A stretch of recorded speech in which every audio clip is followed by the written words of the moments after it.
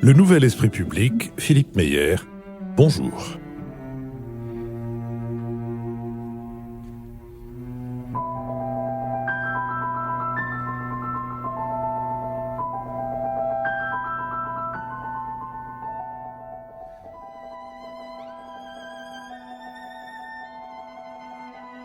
Bonjour, merci de nous avoir rejoints pour une nouvelle édition du Nouvel Esprit Public, au cours de laquelle nous nous efforcerons d'éclairer certains éléments de l'actualité de la semaine écoulée. Et nous le ferons cette semaine avec Akram Belkaïd, journaliste au Monde diplomatique, avec Mathias Fekl, avocat et ancien ministre, avec Béatrice Gibelin, directrice de la revue Hérodote, et avec Nicole Diesotto, professeur au Conservatoire national des arts et métiers. Notre prochaine émission en public aura lieu à l'école alsacienne le 8 mars. Vous pouvez d'ores et déjà vous inscrire sur notre site. Notre lettre d'information numéro 5 est parue, ainsi que son supplément. Si vous n'êtes pas inscrit sur la liste des destinataires, vous pouvez le faire sur notre site ou nous écrire à l'adresse habituelle. Le 2 mars, nous enregistrerons en public un hors-série sur le thème « Qui gouverne Paris ?» et vous trouverez aussi sur notre site ou dans la lettre d'information tous les renseignements sur les participants, sur la présentation de ce thème et sur le lien pour s'y inscrire. Nous sommes partenaires de l'hebdomadaire Le 1, qui se demande cette semaine comment augmenter la démocratie, et il y est aussi bien question de micro-expériences de démocratie locale que de mécanismes financiers qui faussent le jeu démocratique, notamment à travers le mode de financement des partis. Il y est aussi question de la métamorphose permanente de ce régime particulier qu'est la démocratie, de la profonde crise de confiance actuelle, mais Le 1, qui a déjà lancé avec succès 2 revues, America et Zadig, Le 1 prend une nouvelle initiative et ouvre une campagne de financement participatif sur KissKissBankBank pour un magazine intitulé Héros et légendes, qui racontera les parcours singuliers et hors normes de figures d'exception dont la vie éclaire en profondeur notre époque. Il s'agit, comme dit joliment Le 1, de mêler pâte à papier et pâte humaine et de célébrer des hommes et des femmes d'exception. Vous trouverez le lien pour soutenir cette initiative en tête du compendium de cette semaine en cliquant sur l'onglet « Lisez-nous ». Nous vivons grâce à votre soutien et nous allons remercier celles et ceux d'entre nous qui contribuent à la poursuite de notre activité. Et pour ma part, je remercie Madame Claude Laura-Gentet, Dominique Tesmar, Jean Chiellet et Emmanuel Bompard. Béatrice Gibelin. Quant à moi, je vais remercier Marc Braun, Frédéric Jouin, Luc Fruchard et Natacha Bernard. Akram Belkaïd. Remerciements à Pierre Béziat, François Pézeron ou Perron, Jean Dubuquois et Jean-François Gary. Nicole Diesotto. Reconnaissance à Xavier Monchot, André Lestienne-Casta, Louis-Christine et Marie-Pauline Hérol. Mathias Fekl. Remerciements chaleureux à François April, Lionel Gastine, Benoît Lemoal et Clément Chandon. Merci à elles, merci à eux et merci à celles et ceux qui vont s'inspirer de leur exemple. Nous allons nous intéresser à l'Algérie 1 an après que les Algériens se soient soulevés pacifiquement, le 22 février 2019, contre la perspective d'un 5e mandat du président Abdelaziz Bouteflika, à l'époque au pouvoir depuis 20 ans, affaibli par un accident vasculaire cérébral, et affaibli est un euphémisme, accident qui était survenu en 2013, avec le Hirak, je ne sais pas si c'est la bonne prononciation, d'ailleurs c'est la bonne prononciation, avec le Hirak, le nom de ce mouvement populaire, l'Algérie entrait en protestation. Des femmes, des familles ont participé massivement, donnant un caractère pacifique à ces manifestations. Le 11 mars, le président Bouteflika a annoncé qu'il ne se représenterait pas et finit par démissionner le 2 avril. Dans les mois qui suivent, un bras de fer oppose les manifestants à l'homme fort du régime, le général Ahmed Gaïd Salah, chef d'état-major depuis 2004, d'une armée qui est un acteur social et économique doté d'importantes ressources financières. Son budget s'élève à 12 milliards de dollars, soit 25% du budget de l'État. Des élections présidentielles se déroulent le 12 décembre dernier, sur fond d'abstention massive, 60%. Elles portent au pouvoir Abdelmadjid Tebboune, et le 23 décembre, son principal soutien, le général Ahmed Gaïd Salah, décède brutalement. Durant ces années, des ministres, de hauts responsables, des hommes d'affaires, mais aussi des officiers supérieurs hier tout-puissants, dans cette année, ont été envoyés en prison ou ont été écartés, mais les exigences populaires, qu'il s'agisse de la mise en place d'un gouvernement composé de personnalités indépendantes ou la remise à plat des institutions avec éventuellement l'élection d'une assemblée constituante, ces exigences populaires demeurent insatisfaites. Aujourd'hui, sur 42 millions d'Algériens, les 3/4 habitent en ville, 30% ont moins de 15 ans et 45% moins de 25. La jeunesse n'a pas connu la décennie noire de la guerre civile des années 90. 17 millions d'Algériens sont connectés chaque jour aux réseaux sociaux, qui ont joué un rôle essentiel dans la mobilisation. Leur slogan en 1962, territoire libéré, 2019, peuple libéré, qu'ils dégagent tous des voleurs, état civil non militaire. Actuellement, 1300 personnes restent visées par des enquêtes judiciaires et 140 sont toujours emprisonnées selon le Comité national pour la libération des détenus. Plusieurs scrutins à venir, référendum sur la Constitution, élections législatives et municipales anticipées, marqueront l'évolution du rapport de force entre la rue et le régime en place à Alger. En attendant, les manifestations se poursuivent sur cette question. Akram Belkaïd. Bonjour. Un an de manifestations, un bilan qui est mitigé, bien entendu, vu de l'extérieur, parce qu'on a tendance à penser que les manifestants algériens n'ont pas obtenu ce qu'ils souhaitaient, à savoir un changement de système. Mais néanmoins, c'est d'abord un peuple qui s'est remis en marche. On pensait que les Algériens étaient résignés, que lorsque d'autres peuples se soulevaient, je pense notamment aux Tunisiens et aux Égyptiens en 2011, à l'époque, l'Algérie n'avait pas beaucoup bougé. Il y avait eu quelques tentatives de manifestations qui avaient été très vite réprimées, mais la société, notamment la jeunesse, n'avait pas suivi. Aujourd'hui, on voit bien qu'il y a un mouvement de fond qui traverse cette société, des remises en cause profondes. Vous avez cité les slogans du Hirak. L'un d'eux, État civil et non militaire, est un slogan important, fondamental. Il prouve que les gens ont réalisé quelle était la nature du système, la nature réelle du système qui avait présidé aux destinées de l'Algérie depuis 1962. Aujourd'hui, effectivement, le mouvement continue. Tous les vendredis, on en est au 54e vendredi, les gens sont dans la rue, mais ce n'est pas un mouvement politique en même temps. Le problème, et on en parlera certainement, le problème, c'est qu'on part de très loin. On part d'un environnement, d'un contexte politique marqué par le fait que pendant 20 ans, et même avant, pendant la décennie noire, mais aussi pendant les 20 ans de Bouteflika, la vie politique s'est résumée à sa plus simple expression, avec des partis politiques minés, manipulés, divisés, réprimés.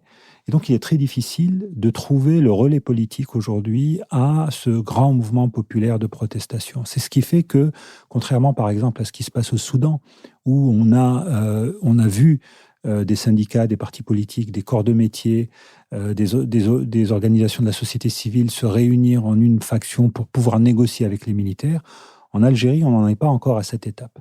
J'ajoute que, et vous avez cité le chiffre, 140 personnes sont en prison pour des délits d'opinion. Nombre d'entre eux sont des jeunes, des gens qui appartiennent par exemple au Rassemblement Algérie Jeunesse, c'est-à-dire que le régime, tout en se gardant de manifester violemment, de réprimer violemment les manifestants, a ciblé sa répression pour empêcher que n'émerge une organisation qui pourrait demain jouer un rôle moteur sur le plan politique. Mathias Fekl. Peut-être peut-on revenir d'abord sur le caractère extraordinairement populaire et festif de ce mouvement. Je trouve ça très frappant et vous l'avez évoqué.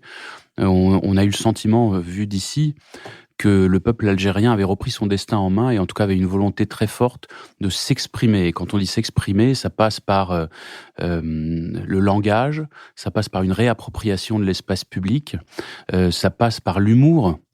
Un humour très courageux. Moi, j'avais été frappé quand on avait vu l'emploi par les forces de l'ordre des jets d'eau pour disperser des lanceurs d'eau, pour disperser les manifestants, qu'une des réponses opposées était « donnez-nous le shampoing et le savon ».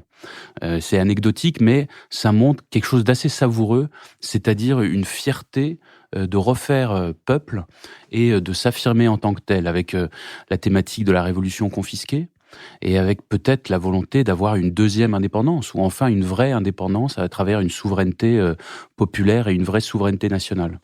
Alors sur le bilan, il y a des éléments très positifs et puis d'autres moins. Bilan positif, c'est d'abord quand même qu'un certain nombre de personnalités pour le moins contestables ont été éloignées des affaires, ont été emprisonnées ou ont été définitivement écartées de l'exercice du pouvoir. C'est encore une fois cette réappropriation extrêmement puissante. Après, et Philippe le disait tout à l'heure dans son introduction, on est encore loin du changement de régime et de la refondation démocratique.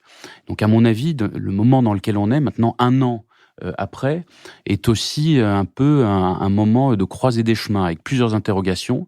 D'abord, et ça c'est une interrogation, y a-t-il un risque et une question, y a-t-il un risque de reprise en main des choses ou de maîtrise des frères musulmans sur le mouvement? Comment voyez-vous là-dessus la dynamique des choses? Pour l'instant, ça a été préservé, on n'a pas eu d'emprise. D'ailleurs, c'est un mouvement sans vraie idéologie, sans vraie ligne directrice. Donc, comment vous voyez ça? On sait que ça a dévoyé un certain nombre de révolutions dans le monde arabe.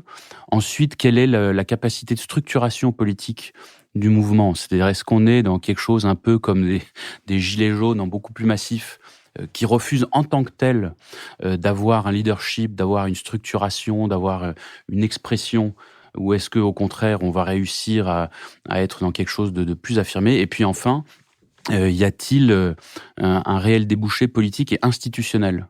Car si on reste uniquement sur des questions de personnes, et si le système en tant que tel n'évolue pas, il risque d'y avoir tout de même des lendemains qui déchantent. Akram Belkaïd. Sur la question des islamistes général, il faut bien savoir que Bouteflika avait réussi, donc l'ancien président, avait réussi à coopter une partie du mouvement islamiste, et notamment les frères musulmans, ceux qui sont affiliés plutôt proches des frères musulmans, et à en faire des ministres, et donc aussi à leur ouvrir, selon ses propres mots, leur ouvrir la voie du clientélisme et de la corruption, parce qu'il y a des ministres qui appartiennent à certains partis islamistes qui sont concernés par ce que vous évoquiez au début de l'émission, ces poursuites judiciaires et ces emprisonnements. La grande question, c'est de savoir où en est le mouvement islamiste radical qui serait l'héritier de l'ex-Front islamique du salut. Ça, c'est la grande inconnue, parce que c'est une mouvance qui est interdite de cité, qui n'a pas le droit d'être représentée en tant que parti politique, qui a été décapité. Beaucoup de ces personnalités sont soit mortes, soit en exil. Il en reste quelques-unes. Je pense notamment à l'imam Ali Belhadj, qui est encore à Alger, qui est très hirak, qui est très pro-mouvement, qui fait des interventions sur Internet, parce que c'est le seul endroit où il peut s'exprimer, qui sont assez remarquées, en faveur du pluralisme. C'est une évolution notable. Alors on peut penser que c'est peut-être une manœuvre, mais en tous les cas, il est très très actif sur ce plan-là, sachant qu'il est d'autres tendances islamistes que le régime essaie d'instrumentaliser, parce que notamment toute la tendance quiétiste qui considère qu'il est péché et interdit, illicite au sens de la religion, de s'attaquer, de remettre en cause l'ordre établi. Donc il y a tout de même un débat à l'intérieur de cette mouvance. Ce qui est certain, c'est qu'il serait, à mon avis, totalement illusoire de penser que l'Algérie de demain se fera sans le courant islamiste. C'est une donnée fondamentale de la société algérienne. On ne peut pas éradiquer, comme on a pu le penser dans les années 90,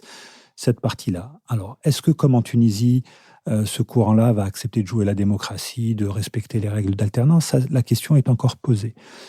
Jusqu'à présent, dans les cortèges, dans les manifestations, les gens sont respectueux les uns des autres. C'est vraiment une des données fondamentales. C'est-à-dire qu'au début, on a vu tout de même l'irruption, notamment de certains supporters de football du sud-est de la capitale, le Harrach, qui ont en règle générale des slogans islamistes, et très vite, la foule a protesté en leur disant « c'est pas le moment ». Là, nous, ce qu'on veut, c'est l'état de droit. On ne parle même pas de démocratie, l'état de droit, un état civil. Donc voilà un peu où on en est. Il est évident que si demain, les règles du jeu, le jeu politique est ouvert, il y aura très certainement une mouvance islamiste qui sera présente dans un pays qui, je le rappelle encore une fois, demeure profondément conservateur. C'est-à-dire que la population algérienne a énormément évolué dans les années 90 et sous Bouteflika. Le conservatisme, la religiosité ostentatoire ont été encouragés, et donc on a affaire aussi à une société où, je dirais, les forces progressistes, les idées progressistes ont encore beaucoup de mal à se faire entendre. Je prends un exemple très simple. La la question de la peine de mort, par exemple. Bon, il n'y a pas de sondage, mais on sait très bien qu'en Algérie, l'Algérie applique un moratoire depuis le début des années 90, mais une bonne partie de la société est encore favorable à la peine de mort, et je ne parle même pas des droits des minorités sexuelles qui sont un tout autre sujet. Sur la représentation politique, c'est très difficile, encore une fois, parce que il y a une répression, il y a des leaders qui sont en prison, d'autres savent très bien qu'ils ne peuvent pas prendre des initiatives majeures parce que s'ils le font, ils vont se retrouver en prison eux aussi. Il y a eu une tentative, il y a un texte qui vient de sortir qui s'appelle le manifeste du 22 février, qui résume un peu les ambitions de cette révolution naissante. Et il y a eu une demande, une volonté de réunir les gens à la salle Harsha, donc c'est une grande salle omnisport du centre d'Alger, pour pouvoir en débattre, faire un meeting. Mais le pouvoir a dit non. C'est dire à quel point aujourd'hui le pouvoir continue à se comporter de la même manière, parce que pour lui, il s'agit de verrouiller l'espace public. Béatrice Gibelin ? Peut-être que cette attitude, justement, pour verrouiller l'espace public est peut-être aussi un carburant pour continuer à mobiliser la population. C'est-à-dire se rendre compte que rien n'est encore gagné et qu'il faut continuer à faire pression. Moi, je suis extrêmement impressionnée par même s'il y a des vendredis où on est moins nombreux que d'autres, mais on a bien vu que le vendredi anniversaire de la semaine dernière a été quelque chose d'extrêmement fort. Et je suis admirative vraiment de c'est-à-dire ce savoir-être dans les manifestations d'un peuple dont on pensait qu'il avait été cassé par la décennie noire et qui a surpris tout le monde. Alors, moi j'ai une question, c'est pourquoi c'est parti de l'Est algérien, de villes Kerata qui ne sont pas du tout une grande ville, et puis je pense qu'il y en a 2 autres dans les environs, et c'est pas parti d'Alger, c'est pas parti d'un endroit, on va dire, universitaire avec des étudiants forcément. Je trouve ça tout à fait intéressant, parce que je me suis intéressée au fond à d'où c'est parti et comment ça s'est diffusé. Et y compris les villes du sud algérien manifestent, elles aussi. Et c'est en cela que je trouve que c'est un mouvement très inédit dans sa durée, parce que je pense qu'on ne peut pas comparer les samedis des Gilets jaunes, honnêtement, avec les manifestations du vendredi. Et comment c'est l'ensemble du peuple sur son territoire qui manifeste. Et pas seulement la capitale. Et même si on se rend à Alger pour les manifestations, bien sûr. Alors ça, c'est pour moi une première interrogation. Puis la deuxième qui me semble importante, c'est comment ce qu'on appelle la diaspora algérienne en France est aujourd'hui, d'une certaine façon, présente dans ce qui se passe chaque vendredi. Vous avez signalé que cette réunion dans laquelle il devait pour partie participer a été interdite, ce qui entraîne des réactions, j'allais dire, d'hostilité, en disant, bon, on n'a pas encore gagné, il faut qu'on continue, puisque, vous voyez, on ne peut même pas se réunir. Et qu'est-ce que ça peut donner ? Comment on pourrait envisager les relations, les nouvelles relations d'ordre politique, parce qu'on sait très bien que les familles françaises d'origine algérienne vont en vacances, retournent, ne sont pas coupées de leur famille. L'avion, c'est facile. Mais qu'est-ce que ça donne de plus maintenant que cette diaspora puisse elle aussi contribuer par les réseaux sociaux, à ce mouvement politique? Je trouve que c'est quelque chose de tout à fait important. Akram Belgaïd. Alors, sur l'initiative, sur les origines du mouvement, il y a tout un débat en Algérie, c'est-à-dire que tout le monde aujourd'hui revendique la première manifestation, parce que, effectivement, on dit que c'est le 22 février à Alger. Non. C'est effectivement, mais c'est vrai qu'il y a eu quelques jours avant Khenchla, qui est dans l'est du pays, Kharata, qui est dans l'est du pays. D'autres vous disent que c'est plutôt à l'ouest, puisque le premier acte de résistance contre le 5e mandat, c'est un activiste qui habite dans l'ouest qui s'est mis sur les réseaux sociaux avec une pancarte « Non, un 5e mandat ». Il a été immédiatement arrêté et il a été emprisonné et condamné. Donc voilà, il y a tout un débat sur où est-ce que ça a commencé. On peut aussi dire, et j'avoue que rétrospectivement, parce que c'est très facile ensuite de trouver des raisons, de dire qu'on a vu les choses arriver, mais rétrospectivement, je pense qu'il y a eu un moment charnière que beaucoup de gens ont commenté à ce moment-là, mais en pensant que ça resterait limité. C'est la finale de Coupe d'Algérie de football en mai 2018, où j'ai rarement entendu un public aussi, je dirais, féroce, aussi insultant, aussi au-delà des limites de la correction et de la vulgarité, c'est-à-dire que à l'égard des dirigeants. C'est-à-dire qu'avant la finale, on a présenté aux Algériens le cadre de Bouteflika, parce qu'il ne pouvait pas être présent étant malade, donc on montre sa photo, et là, il y a eu un déchaînement dans le stade en entier, c'est-à-dire que ensuite, ils s'en sont pris au Premier ministre de l'époque, et là où c'était vraiment très étonnant, ils s'en sont pris à l'armée et aux policiers, ce qui est très rare. Donc, effectivement, il y a eu un bouillonnement. Et la grande erreur, à mon avis, du régime, ça a été de croire que le 5e mandat passerait comme une lettre à la poste, que la population... Ils ont essayé quelques petites manœuvres, ils ont diffusé des images terribles de la décennie noire avec le message subliminal « c'est ou nous, ou ça ». Ils ont fait leur meeting début 2019, mais voilà, ça, pour moi, ça restera pour eux... une grande erreur. Encore une fois, sur le jeu politique, alors effectivement, la diaspora, on va parler de diaspora au pluriel, parce que si on prend le cas de la France, il y a quelque chose de très intéressant. Alors, je ne généralise pas, mais essentiellement, les gens qui sont dans les manifestations, dans les actions, les gens qui sont notamment, par exemple, place de la République, vous avez énormément de gens qui sont presque des primo-arrivants, ou en tout cas, c'est des gens qui sont, pour la plupart, arrivés il y a une dizaine d'années, 15 ans, 20 ans. Par contre, les jeunes qu'on voit souvent manifester leur joie quand l'équipe d'Algérie l'emporte, je parle des jeunes des quartiers, des cités, eux sont plus prudents. Au début, ils ont été très prudents. C'est-à-dire que pour eux, l'Algérie étant l'exemple magnifié, ces manifestations les ont quelque part dérangés, parce que c'était une remise en cause tout de même d'une image d'un pays que parfois ils ne connaissent pas, mais qu'ils ont tendance à magnifier. Et ça a été assez visible pendant les premières manifestations. Tout le monde, au départ, était assez prudent. Le 22 février, beaucoup de gens ne sont pas sortis en se disant « qu'est-ce que c'est que cette manifestation dont personne ne sait ?» Parce que jusqu'à présent, on ne sait pas qui a appelé à cette manifestation, comment c'est parti, comment ça s'est fait. Beaucoup de gens ont pensé que c'était les islamistes, en se disant c'est vendredi, c'est après la grande prière, donc ça ne peut être que, donc je vais rester chez moi. D'autres se sont dit c'est encore un coup tordu du régime qui veut nous faire sortir dans la rue pour faire comme en octobre 88, faire 600 morts dans les rues et que tout le monde se calme. Donc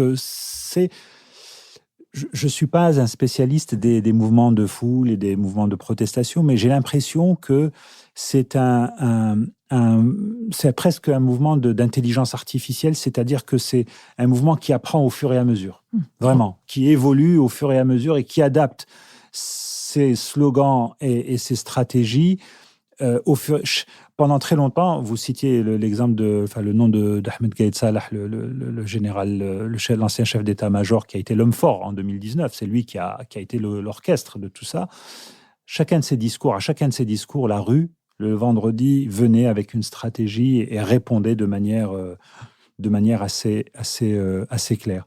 La diaspora en France pèse parce que le régime algérien est toujours très attentif à ce qui se dit de lui en France. C'est une des données qu'on connaît peu, mais un article dans un hebdomadaire ou dans un quotidien ou dans un mensuel ou dans une émission de radio en France aura souvent bien plus d'impact qu'un éditorial ou une chronique publiée dans la presse algérienne. Et c'est un régime qui est toujours très attentif à ce qui se dit de lui. Donc, le fait que la diaspora exerce une pression par des meetings de soutien, de solidarité, est un élément, je ne dis pas qu'il est fondamental. Ceux qui font le changement sont ceux qui sont dans la rue en Algérie ou ceux qu'on emprisonne. Mais en tous les cas, il y a une forme de solidarité. Et il n'y a pas que la France. Il y a aussi le Canada, par exemple, qui est aussi aujourd'hui où il y a une diaspora algérienne assez importante. Nicole Nizato ? Oui. Moi, je voudrais d'abord renforcer ce qu'a dit Béatrice Gibelin sur l'admiration qu'on a pu avoir au printemps pour ce mouvement. Moi, ce qui me frappait le plus, c'était l'intelligence de la rue, c'est-à-dire l'espèce d'humour, d'ironie, d'éviter la provocation. Il y avait comme s'ils avaient eu une très grande expérience de la résistance, alors que ce mouvement n'était pas apparu, effectivement, en 2011, ou très peu, de façon très éphémère et vite réprimée d'ailleurs. Et en comparaison, c'est vrai qu'on peut se poser la question de l'extraordinaire bêtise. Il n'y a pas d'autre mot, de la bêtise des dirigeants au pouvoir qui ont pu croire qu'une jeunesse, 45% de la population qui a moins de 25 ans, allait élire un tableau. Il y a quand même quelque chose. Moi, ça me fascine. Hein. L'intelligence du peuple me fascine autant que la bêtise des dirigeants. Mais c'est pas là-dessus que je voulais vous interroger. Encore que comprendre la bêtise, c'est parfois très important. Mais non, là, ce qu'on voit bien, c'est qu'on a une bataille, pour l'instant pacifique et politique, entre la légitimité de la rue, qui, elle, veut terminer, comme ils le disent, la révolution de 62, après le territoire, libérer le peuple, et donc qui n'est pas allé voter, 60% d'abstention, qui ne reconnaît pas la légitimité du nouveau président, et puis en face, la légitimité institutionnelle de ce président, qui a quand même été élu, même si c'est par une minorité de participants. Et je crois qu'il a été élu, dit-il, avec 58% des 40% qui sont allés voter. Mais bon, il a une légitimité institutionnelle. Et on voit bien que là, on a une espèce de guerre de savoir qui va l'emporter. Je citerai Jean-Pierre Filiu qui dit aujourd'hui on a un gouvernement sans peuple et un peuple sans gouvernement. Et je trouve que ça correspond assez bien.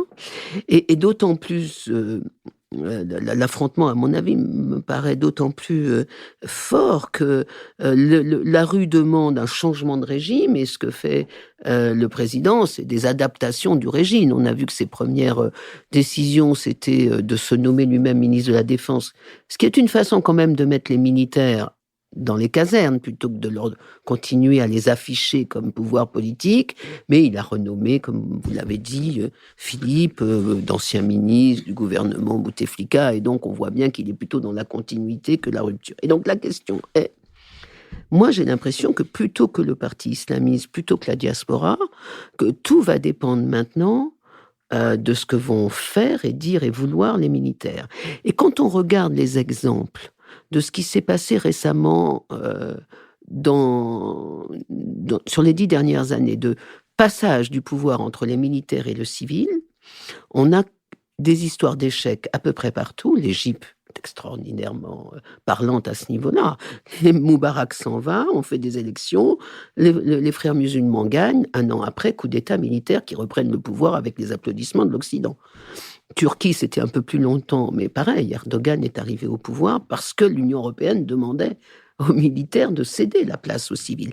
Mais l'exemple le plus intéressant, je trouve, c'est la Birmanie, où, à partir des années 80, la junte militaire a annoncé ce qu'elle appelait, à partir des années 2000, le passage à une démocratie disciplinée. Alors c'est un peu, ça fait sourire. Un rêve. Ça fait sourire. Un rêve mais passe. il y a eu c'est pas totalement un échec, la Birmanie, même si certaines minorités, voilà. Pas la même chose. Mais quand même, il y a eu un transfert avec des garanties. Par exemple, les militaires ont accepté que les civils prennent le pouvoir, mais ils veulent garder le droit de nommer le ministre de la Défense, des Affaires étrangères, et 25% des sièges au Parlement. Alors, on peut dire ce qu'on veut, mais on est dans cette situation-là en Birmanie. Et je me demande si les militaires algériens, ou en tout cas, est-ce qu'ils ont un modèle, est-ce qu'ils ont réfléchi? Ils ont été tellement bêtes sur le portrait qu'on peut se demander s'ils ont une stratégie. Mais je trouve que c'est d'eux vraiment que, me semble-t-il, dépend la paix sociale et l'avenir de ce mouvement. Qu'est-ce que vous en pensez? Question complémentaire, mais depuis la mort du général Salah, qui est l'homme fort ou qui sont Oui. les hommes forts de l'armée algérienne? Alors, c'est vrai que rien ne se décidera et rien ne se fera sans l'armée, parce que c'est elle qui a, in fine, le droit de décision. En même temps, c'est une armée dont l'influence et le pouvoir a tout de même... il y a plusieurs théories qui s'affrontent en Algérie, mais c'est une armée qui a tout de même été bien affaiblie par Bouteflika. C'est-à-dire que dès lors qu'il est élu en 99, sa stratégie n'a été que de chercher à affaiblir les militaires, et il y a quasiment réussi au début des années 2010. Et en fait, c'est au moment où il avait pratiquement réussi son coup, c'est-à-dire à la fois affaiblir les militaires en uniforme, l'état-major, et les militaires en civil, donc les services de sécurité, c'est là où il est tombé malade. Et ça, c'est ce qui a créé cette situation d'incertitude et de désarroi qui a débouché sur cette histoire de 5e mandat, parce que le système n'arrivait pas à trouver un candidat consensuel. Alors c'est une armée qui aujourd'hui a eu une position très clair en avril dernier, qui consistait à envoyer un message aux autorités politiques en disant il est hors de question qu'on refasse le sale boulot comme on l'a fait en 88 et pendant la décennie noire. Là, ça, les gens en ont conscience. Donc, c'est ce qui aussi a beaucoup... Pour qu'il y ait un mouvement pacifique, il faut être deux. Hein, c'est-à-dire qu'ils auraient pu aussi faire ce qu'ils ont fait en octobre 88 et Dieu merci, ça n'a pas été le cas. Aujourd'hui, effectivement, on sent bien que, on dit l'armée, moi je parle plus du commandement militaire, à savoir l'état-major, les chefs de région militaires, qui sont une espèce de clan en recomposition permanente, d'autant que l'homme fort a disparu. C'est-à-dire que Gaïd Salah n'est plus là. Donc on voit bien que son successeur, Shengreha, est chef d'état-major par intérim. Il n'a pas été... Donc on voit bien que même l'armée, qui fonctionne en règle générale en conclave, c'est-à-dire c'est une vingtaine de généraux. Alors là, c'est très difficile à comprendre parce que vous avez des liens personnels, vous avez des allégeances, vous avez des liens entre gens qui ont fait la même académie en Russie ou en Irak, ceux qui sont passés par l'école de guerre à Paris ou qui sont, pour certains, qui sont aussi passés par les États-Unis. Donc c'est des recompositions permanentes. Leur objectif fondamental en permanence, c'est d'estimer que jusqu'à présent, leur philosophie, ça a été de dire la démocratie ouverte et totale, c'est un danger. Pour différentes raisons. Certains ont peur de perdre leurs intérêts, d'autres estiment que la population n'est pas encore mûre, et donc ça, c'est un truc qu'on retrouve depuis le début des années, depuis l'indépendance, et donc ils en sont là. Vous avez cité la Birmanie, je citerai un autre pays qui a beaucoup compté dans l'imaginaire algérien, parce qu'on a reçu énormément de réfugiés qui sont venus de ce pays-là, c'est le Chili. Le Chili, ça pourrait aussi inspirer beaucoup d'Algériens, c'est-à-dire avec une sortie progressive qui ne se traduirait pas, contrairement à ce qui s'est passé par exemple en Argentine, ou qui ne se traduirait pas par une demande de compte. Parce que l'armée, c'est ça. Son grand truc, c'est ça. C'est OK, on vous donne, on se retire, mais qui nous garantit que demain, on ne va pas être poursuivi pour des questions de dépassement de droits humains, les massacres de population dans les années 90, etc. Donc et en face, le problème, c'est qu'en face, encore une fois, il y a une revendication majeure, mais l'interlocuteur n'existe pas. L'interlocuteur politique n'existe pas, et c'est ce qui fait que ça va être très long. On est dans une... Personnellement, je pense que l'Algérie va évoluer, mais dans une manière... ce qui est souhaitable, c'est une évolution... Ce sera une évolution lente. Une évolution lente avec des acquis à chaque fois qui permettront de passer à l'étape suivante. On a eu une campagne électorale en décembre dernier. Il y a un président qui a été élu, très mal élu. Officiellement, c'est 40% de participation, mais on pense que c'est bien moins. On pense que c'est moins. Mais je me faisais la réflexion suivante. Je me disais, il y a 20 ans, il y a 25 ans, en Algérie, c'était impossible.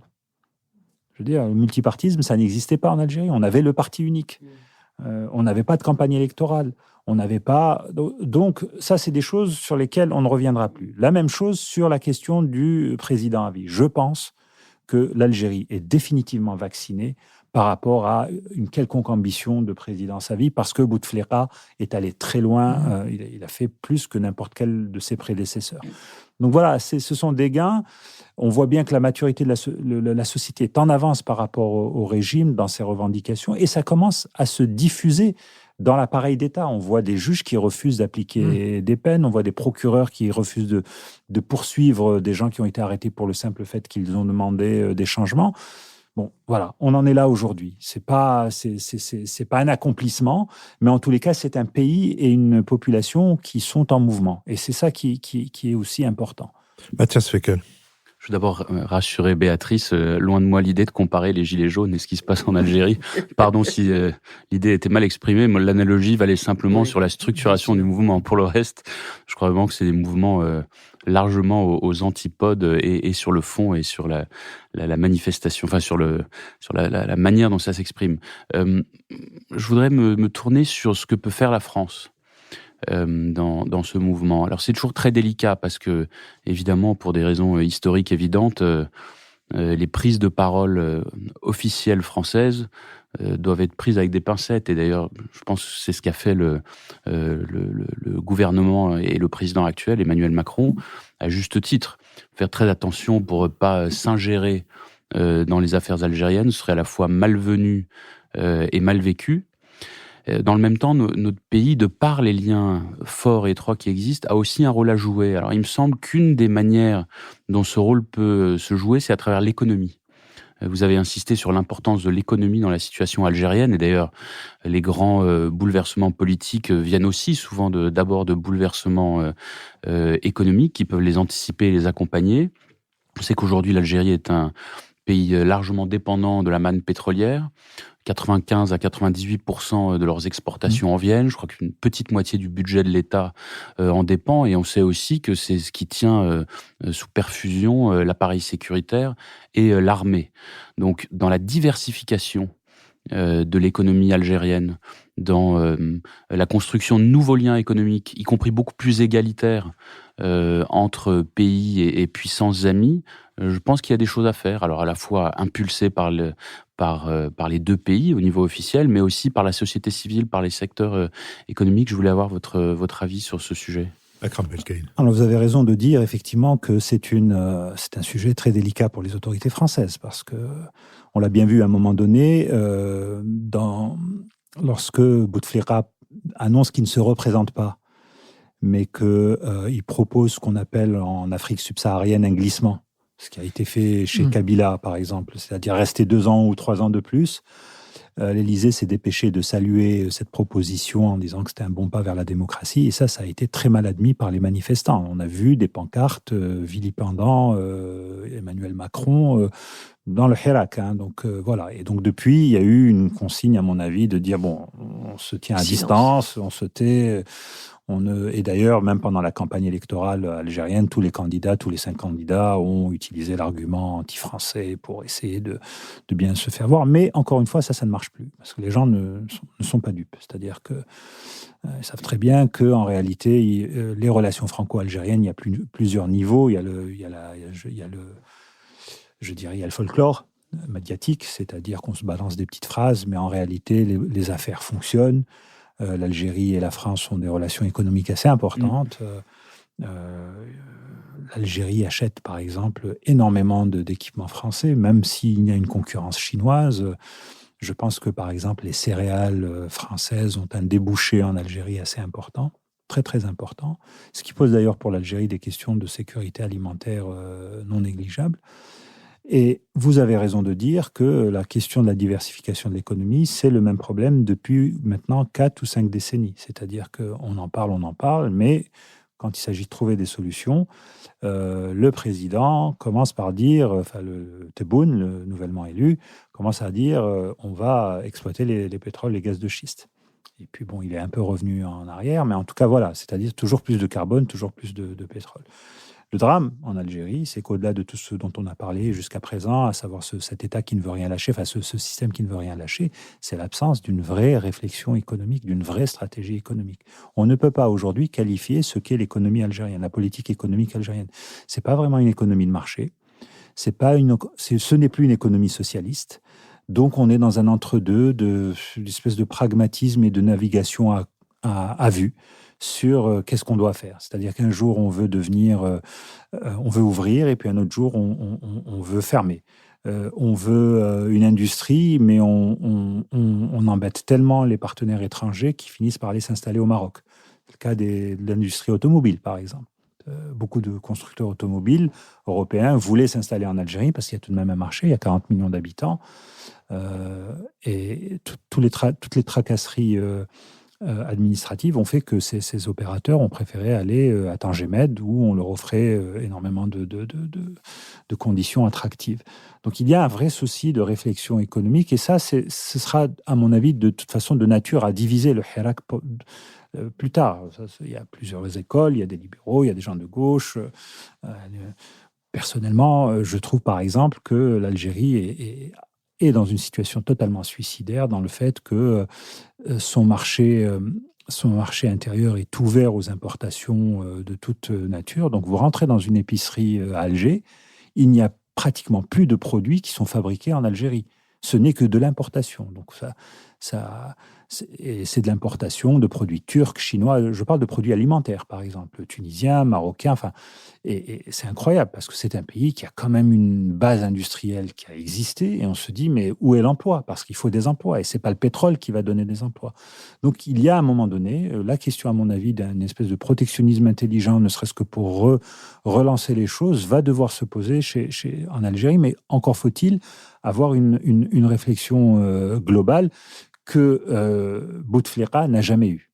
Bouteflika, ça les 20 ans, et l'histoire le jugera très durement par rapport à ça, c'est qu'on a navigué à vue. C'est-à-dire on a lancé plein de projets d'infrastructures, et sa politique économique a été un constant yo-yo entre des mesures libérales ou néolibérales et des mesures soudaines de protectionnisme, mais de protectionnisme destinées à protéger des monopoles privés, des monopoles algériens, pas des rentes. Voilà. C'est-à-dire que plus l'incapacité l'empêchement dans lequel sont de nombreux jeunes entrepreneurs algériens de lancer leur entreprise. Pourquoi? Parce qu'il y a des intérêts qui les en empêchent.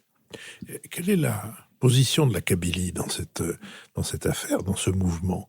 Il y a une vieille tension, évidemment, du côté des Kabyles, avec des revendications culturelles qui sont importantes. Il y a un certain nombre d'événements dont on se souvient, le printemps berbère. Le printemps berbère, Matou Blounès, etc.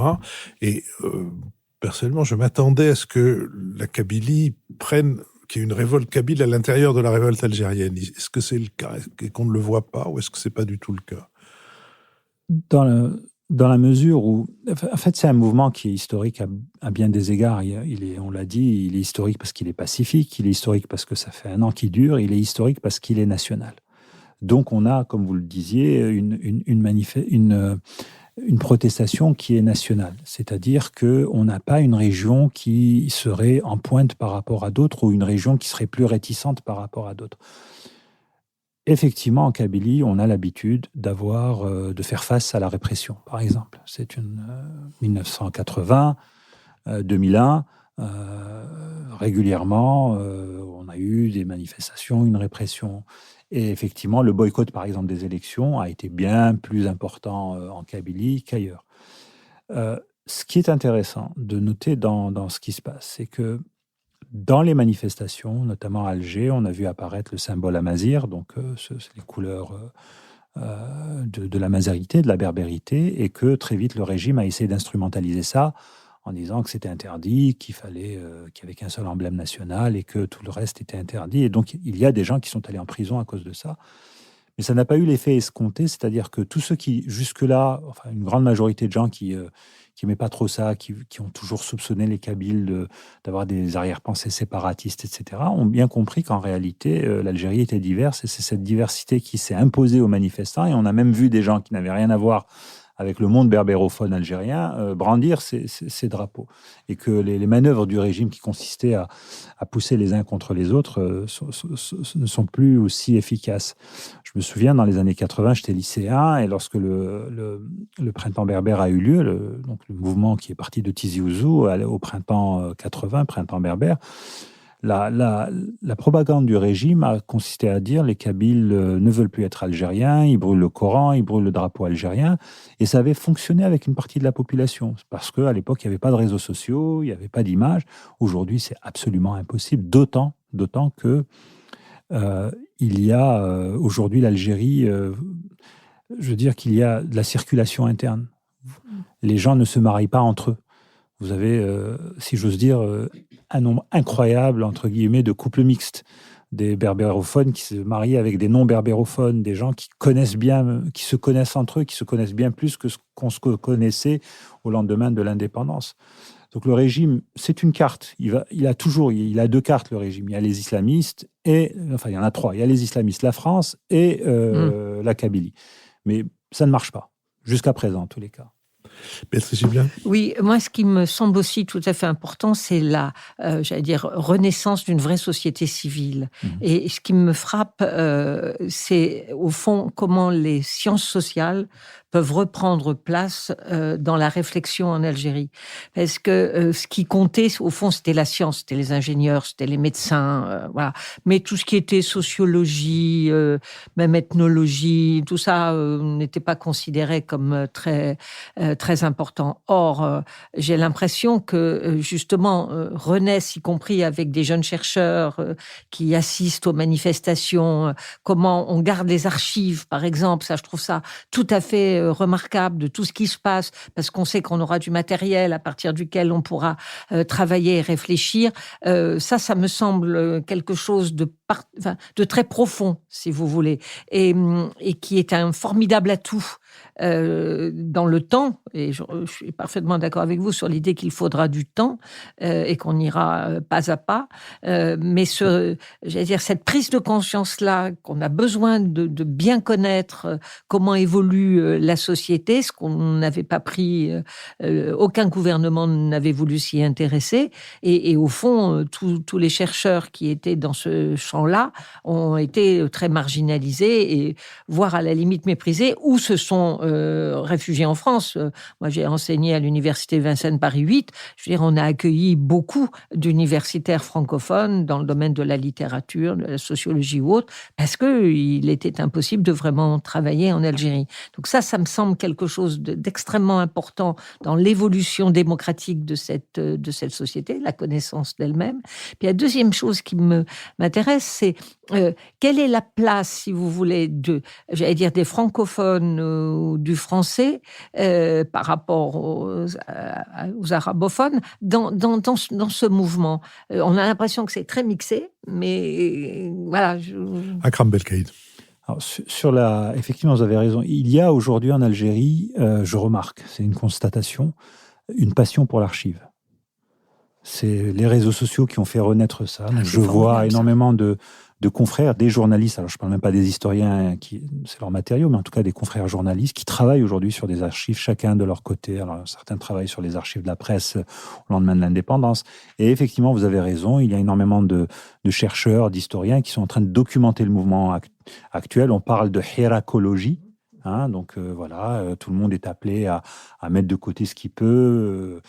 Donc effectivement, les gens ont cette sensation d'assister à quelque chose d'important et qu'il faut préserver ce qui en a été le carburant et la matière à réflexion. Sur la langue, vous avez raison de poser cette question-là parce que l'Algérie aujourd'hui est d'abord un pays arabophone. C'est un pays arabophone. Les jeunes sont plus à l'aise en langue arabe qu'en langue française. Et si on veut se faire entendre, si on a un message à faire passer, bien entendu, on peut écrire en français, on va être lu, on va écrire pour le quotidien. Moi, j'écris pour le quotidien d'Oran, d'autres écrivent pour l'Ouatan, mais ça ne suffit pas.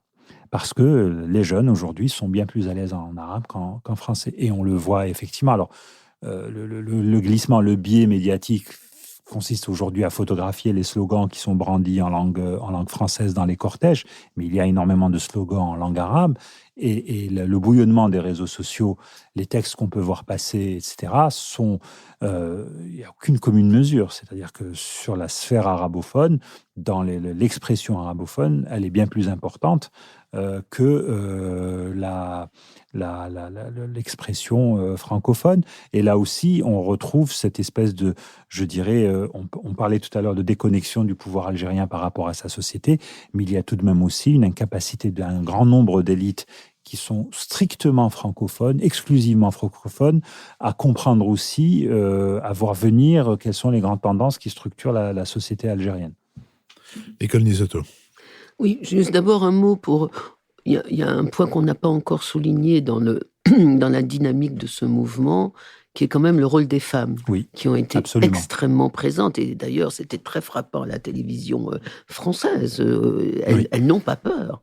Elles ont un petit voile, oui, d'accord, mais enfin, elles n'ont pas peur. Elles sont plus nombreuses, d'après ce que je comprends, dans l'enseignement supérieur que les garçons. Il y a plus de femmes diplômées que de garçons. Donc, je crois, on a vu un peu ça aussi en Tunisie, où les mouvements féministes, les mouvements de femmes ont été très importants. Mais je crois qu'en Algérie, on s'y attendait pas, et c'est quand même quelque chose de très frappant.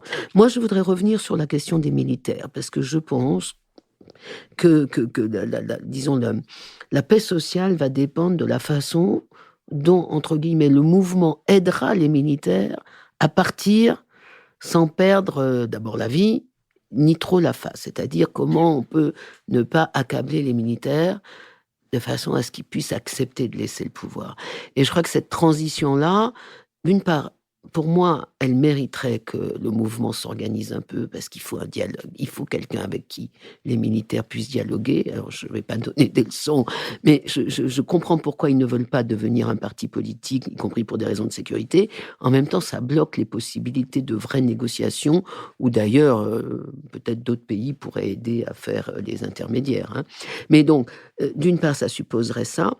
Et d'autre part, quand on regarde historiquement là aussi, les exemples que l'on a, il y en a pas 36, il y a une loi d'amnistie générale, pourquoi pas, des procès, Nuremberg, ou l'exemple de l'Afrique du Sud, cette espèce de...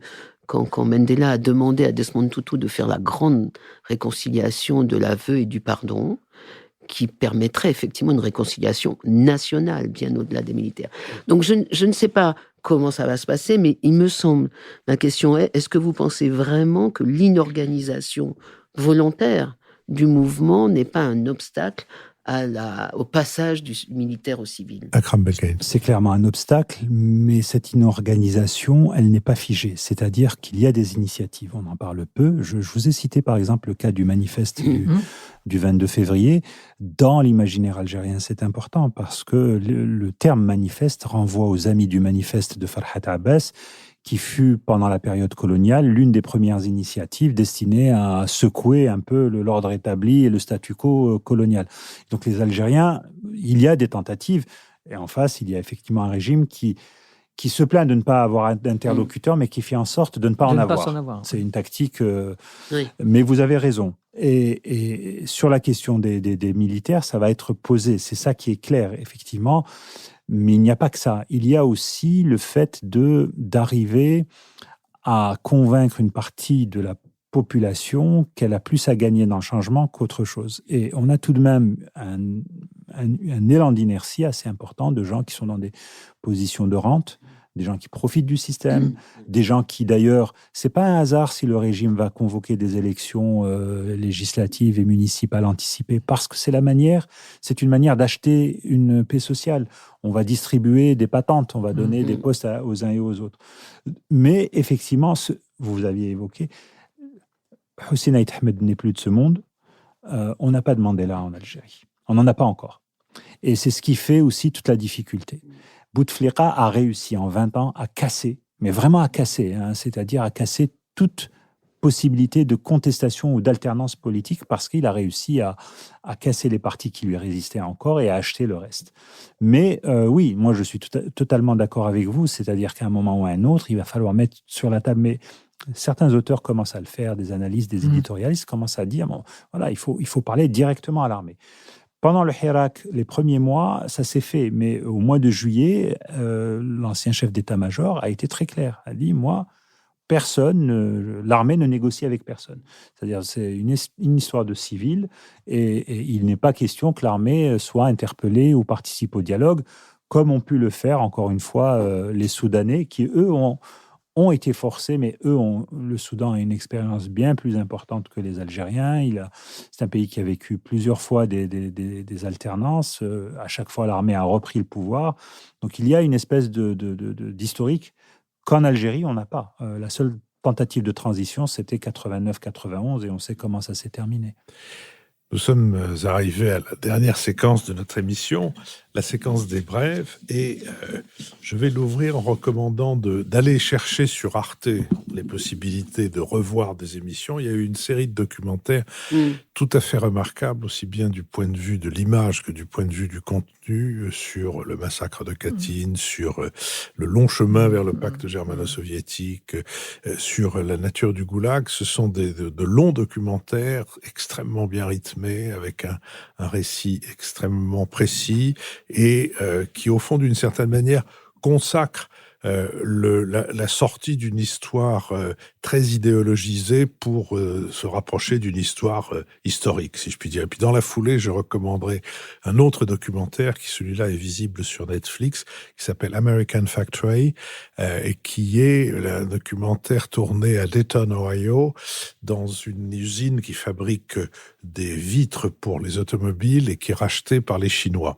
Et les Chinois arrivent, moitié chinois, moitié ouvriers américains, et évidemment, les ouvriers chinois sont là, ils ne sont pas payés un centime de plus qu'ils ne l'étaient en Chine, ils travaillent 6 jours par semaine, les Américains 5, et les Chinois sont corvéables à merci. Et à un moment donné, on emmène, pour essayer de les convaincre un peu parce qu'ils sont réticents, on emmène la maîtrise américaine, blanche, en Chine, à l'occasion de la fête de l'usine. Et là, il y a une fête dont je préfère ne rien dire, tellement cette fête, tellement les dessous de cette fête, c'est-à-dire en fait les sous-titres, sont épouvantables. C'est-à-dire qu'on voit tout le personnel qui a été mobilisé pour danser, chanter, etc., avec ses enfants, etc. Et quand on lit la traduction de ce que chante ce personnel, on voit vivement que nous puissions travailler encore plus, vive la productivité accrue, vive le respect de nos chefs, qu'est-ce qu'on attend pour travailler le dimanche, enfin, c'est quelque chose qu'on a l'impression qu'on est dans un film de Mel Brooks, et en fait pas du tout. Béatrice Gibelin. Moi, je vais vous signaler un premier ouvrage qui est sorti dans la collection Araborama, qui dépend de l'Institut du monde arabe et qui est publié avec Le Seuil. Et il y aura, je crois, un volume par an, et qui est une présentation pluridisciplinaire de la situation du monde arabe, avec un titre qui est presque provocateur quand c'est publié par l'IMA, qui est « Le monde arabe existe-t-il encore ?» Comme je l'aurais dit, là, vous êtes vraiment tout à fait audacieux. Mais c'est quand même très, très intéressant parce que c'est avec les mondes arabes et avec une approche qui est à la fois historique, sociologique, il y a beaucoup de place à la culture et à la culture contemporaine, les dessinateurs humoristiques ou les artistes, peintres, mais aussi c'est la musique. C'est je pense, extrêmement... bon, c'est que de dons de gens tout à fait compétents, mais avec énormément de gens aussi qu'on ne connaît pas. Il y a les journées de l'IMA, les journées de l'histoire de l'IMA qui démarre dimanche. Il y a un jour, un dimanche, le 1er mars, puis il y aura le 7 juin, puis il y aura le 24 octobre. Et je pense avec des débats, avec beaucoup, beaucoup de choses. Je pense que c'est vraiment à signaler. Akram Belkaïd. Je voudrais rester dans le sujet Algérie. Et je voudrais vous parler de Hassan Farhani, qui est un réalisateur de longs métrages, de documentaires algérien, qui en 2015 avait sorti Ferracé rond-point, donc dans ma tête un rond-point. C'était un long métrage, un documentaire tourné dans les abattoirs d'Alger, qui n'existent plus parce qu'ils ont été détruits depuis 2015, mais depuis cette époque. Mais il avait concentré ses caméras sur la communauté qui vivait à l'intérieur de ces abattoirs et qui représentait une espèce de modèle réduit de ce qu'était l'Algérie, avec cette phrase culte que prononçait un des personnages: en Algérie, on ne ment jamais, mais on ne succombe jamais à la vérité. Et donc, Hassan Farhani sort un nouveau documentaire qui s'appelle 143 rue du désert. C'est dans le désert algérien, et c'est une femme qui tient un relais routier.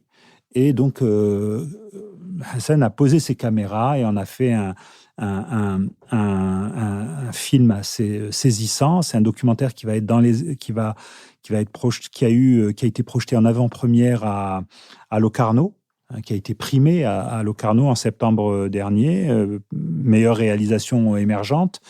Et il sera diffusé en France à partir du mois de juin. Et ça me donne l'occasion de dire que il y a une production cinématographique algérienne de plus en plus importante, de qualité. Je crois qu'on n'a jamais eu, et c'est Ahmed Bedjaoui, qui est un des experts du cinéma algérien, qui le dit, c'est la meilleure génération, c'est la génération la plus talentueuse qui s'exprime. Problème en France, les diffusions sont souvent restreintes alors que le public existe. Voilà. Moi, je vais rester dans le cinéma pour vous recommander d'aller très très vite voir, avant qu'il ne disparaisse des écrans, le dernier film de Terrence Malick, Une vie cachée, parce que c'est un film exceptionnel.